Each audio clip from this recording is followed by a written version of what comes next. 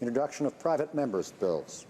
Mr. MacGregor, seconded by Mr. Aubin, moves for leave to introduce a bill entitled An Act to Amend the Canada Elections Act, Length of Election Period. This motion is deemed adopted. The honourable member for Cowichan-Malahat-Langford.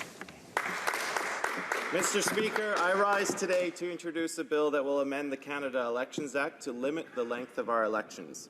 As we examine changes to our electoral process, it is not enough just to change the way we elect our representatives. We must also ensure there is fairness in the system and that all parties compete on a level playing field.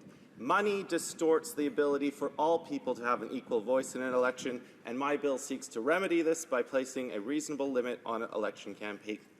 The current minimum length is 36 days, and there is no explicit maximum length for a campaign, which was a loophole exploited by the previous Conservative government when it allowed spending limits to increase each day a campaign exceeds 37 days. Mr. Speaker, Canadians don't need or want long elections to make their choice, which is something I heard constantly over the previous 78-day marathon campaign, a campaign that cost $443 million. I invite all members to join with me and support this bill. Thank you, Mr. Speaker.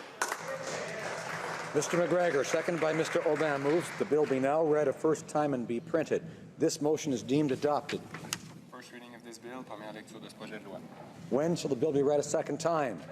At the next sitting of the House.